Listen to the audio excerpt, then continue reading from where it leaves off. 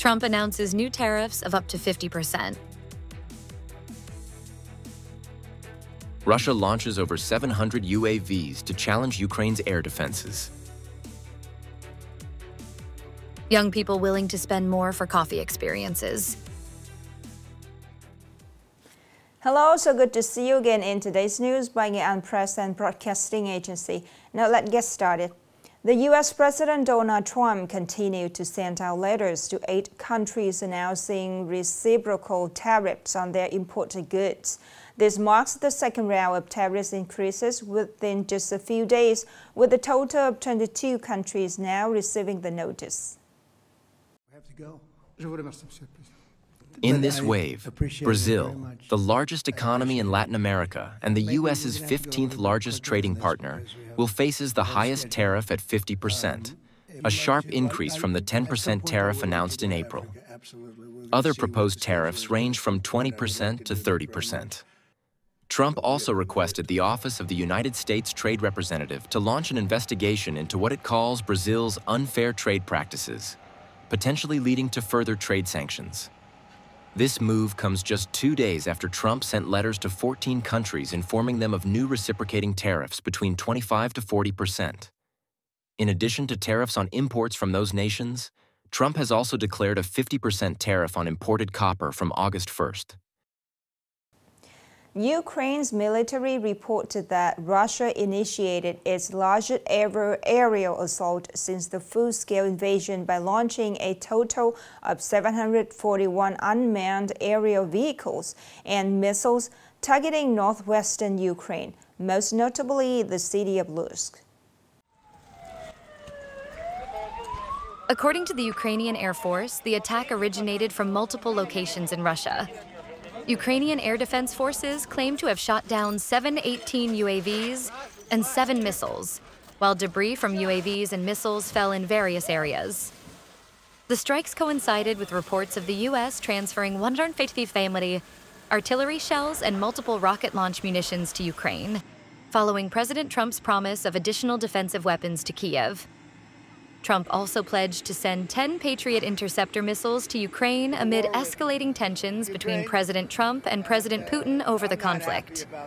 The Kremlin warned that additional U.S. arms deliveries to Ukraine would prolong the conflict and undermine efforts toward a peaceful resolution. On July 10th, the 31st session of Nghệ An Provincial Council 1810 just entered its questioning and responses session. This is a key part of the meeting that has drawn the widespread attention from the voters and residents across the province. At the hearing, delegates focused on 2 major issues. Firstly, the implementation of policies to improve the business and investment environment, remove obstacles for enterprises, and strengthen the Provincial Competitiveness Index, PCI. Secondly, the state management over production and trade of counterfeit, poor-quality goods and unsanitary food within the province. These are hot issues, directly tied to the province's sustainable development and people's quality of life. The Council also approved 19 important resolutions covering strategic socioeconomic development, fiscal and budget management, and governmental organizational restructuring in the coming period. Upcoming are some updated news. By early July 2025, all localities reviewed their progress and needs for eliminating temporary and dilapidated houses. Over 262,000 homes have been supported for construction or repair in the whole country, with many provinces and cities achieving very high rates or exceeding their targets. For example, Nghệ An has completed over 20,800 houses, reaching 94%. Ha Tin exceeded its target with 2,281 houses, completing 5 months ahead of schedule. Ho Chi Minh City not only met 100% of its housing repair target, but also provided 2.9 billion VND to support Sa Mau, Kon Tum, Ben Tre, and Lao Cai, exemplifying a spirit of solidarity.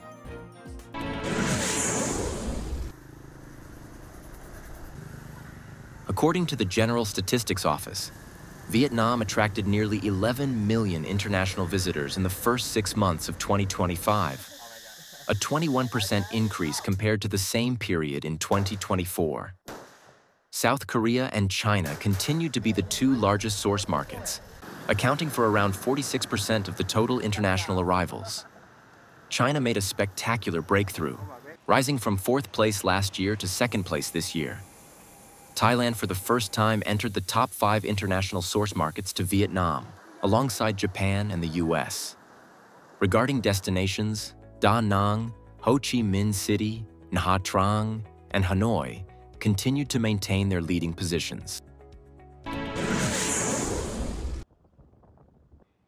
Vietnam Airlines has officially welcomed its 350 millionth passenger, marking a major milestone after over 30 years in operation. The ceremony was held at Phu Bai International Airport in Hue City, coinciding with the 65th anniversary of Vietnam's Tourism Day and in celebration of Hue National Tourism Year 2025. The historic flight was greeted with a traditional water salute, an international ceremony for special aviation events. The 350 millionth passenger received a Platinum Lotus Golden Card, 2 domestic business class return tickets, and souvenirs.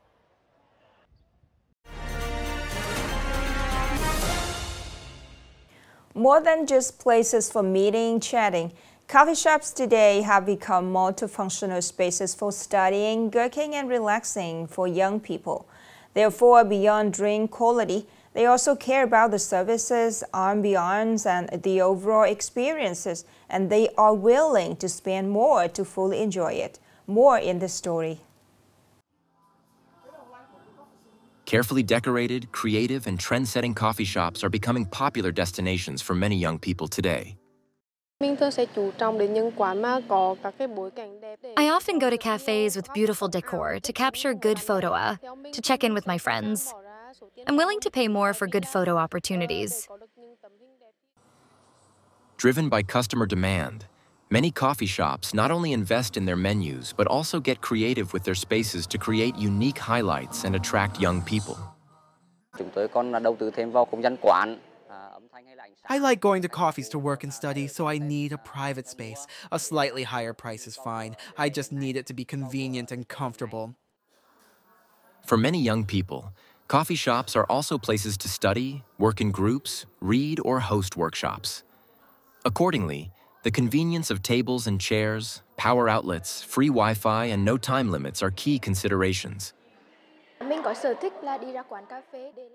I like going to coffees to work and study, so I need a private space. A slightly higher price is fine. I just need it to be convenient and comfortable. According to 2023 F&B report from IPOS.vn, Vietnamese people spend an average of 41,000 to 70,000 VND per coffee visit. Ambiance was rated highest in importance at 51.4%. Spending hundreds of thousands or even 1 million VND per month on coffee shop visits is a completely worthwhile expense by many young people. Because what they are buying is not just a drink, but comfort, inspiration, and a place for social connection and creativity. Now is the end of the show today. Thank you so much for your attention. Goodbye and see you later.